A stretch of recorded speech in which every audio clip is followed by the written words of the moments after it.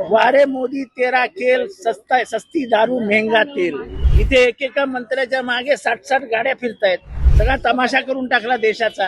आता ते बिचारे आमचे चंद्रकांत पाटील ते किती प्रेमाने केसाला तेल लावतात, तर त्यांनी काय करायचं सांगा बरं। हे मोदींनी सांगितलंय, मोदींचा आदेश मोठा का हे मोठे। अख्ख्या देशाला संदेश आहे की या देशाची परिस्थिती काय पातळीवर आणून ठेवली आहे मोदी साहेबांनी। बंगालचं इलेक्शन होईस तर चूप बसले, त्याच्यानंतर सर्व नाटक सुरू झालेलं आहे। स्वतः परदेशी फिरायचं आणि लोकांनी इथे उपाशी राहायचं। एक प्रसिद्ध घोषणा आहे, वारे मोदी तेरा खेल सस्ता सस्ती दारू महंगा तेल। आज तेलाचे भाव गगनाला भिडलेत, काय नाही फरक पडत। इथे एकेका मंत्र्याच्या मागे 60-60 गाड्या फिरतायत। सगळा तमाशा करून टाकला देशाचा। गरिबांनी मरा। मोदींच्या ताफ्यामध्ये, भाजपच्या ताफ्यामध्ये अनेक गाड्या फिरतात, मात्र पाहिलं बघा, त्या ताफ्याचा प्रश्न आहे। प्रश्न हा आहे, या देशाची परिस्थिती गेले वर्ष 2 वर्ष अशीच आहे आणि ही अजून ह्याच्यापेक्षा खाली जाणार आहे।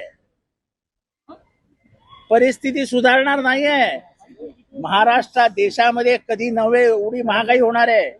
चायना युद्धाच्या वेळेस लाल बहादूर शास्त्री यांच्या काळामध्ये जशी महागाई झाली होती आणि त्यावेळच्या देशाच्या नागरिकांना जशी अमेरिकेला डुकरांना खायला घातलेली ज्वारी खायला लागत होती, तशी ज्वारी आणि बाजरी आपल्याला खायला मिळणार आहे। ते दिवस परत येणार आहेत। ट्रम्प आपल्याला मदत करणार नाही। ट्रम्प आपल्याला 30 डुकरांना खायला घातलेली ज्वारी, बाजरी, गहू ते आपल्याला पाठवणार आहे आणि परती दादागिरी पण करणार आहे। युद्धामुळे हा परिणाम झालेला आहे, मात्र पण आपल्याला कळायला नको कोणाची बाजू घ्यायला हवी। इराण आपला मित्र होता ना। जे बोलतात ना की चलो जिहाद करेंगे म्हणून पेट्रोल जिहाद करा। आपल्या गाड्यांमध्ये पेट्रोल भरू नका म्हणून गाड्यांमध्ये, आणि फिरा घोड्या गाड्यांवरनं। अरे गरीबाला घोडा पण परवडणार नाही, त्याला खायला काय घालणार, त्याचे पैसे कुठून आणणार। गेल्या काही दिवसापासून महाराष्ट्रात सीएनजी साठी रांगा लागलेल्या आहेत। अहो, याच्या पुढे सगळ्यासाठी रांगा लागतील। याच्या पुढे रेशनच्या दुकानांसमोर सुद्धा रांगा लागतील। इतकी वाईट परिस्थिती या देशाची होणार आहे। स्वतः पवार साहेबांनी ट्विट करत पत्र दिले, राज ठाकरेंनी देखील। अहो, पण ही कुठली हुकुमशाही।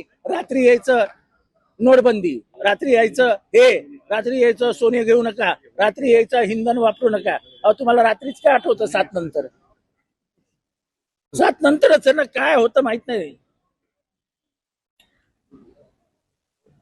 रात्री 7:30-8 ला आता ते इंधन वापरू नका। आता ते बिचारे आमचे चंद्रकांत पाटील ते किती प्रेमाने केसाला तेल लावतात, तर त्यांनी काय करायचं सांगा बरं। आमचं ठीक आहे, आम्ही केसाला तेलच वापरत नाही।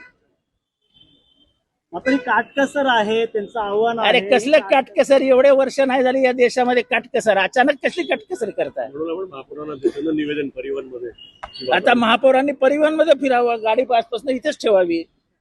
आयुक्तांनी चालत यावं। कामं होणार नाही ना, गाडी शिवाय त्यांची कामं होऊ शकत नाही। हे मोदींनी सांगितलंय। मोदींचा आदेश मोठा का हे मोठे। मोदींनी सांगितलंय काटकसर करा, मग उपमहापौर, महापौर यांनी सगळ्यांनी चालत यावं। देशसेवेसाठी आलेत ना हे। महाराष्ट्रातील ताज्या बातम्यांसाठी बघत रहा टाइम्स टुडे टीव्ही। सोबतच शेअर करा, सबस्क्राईब करा आणि बेल आयकॉन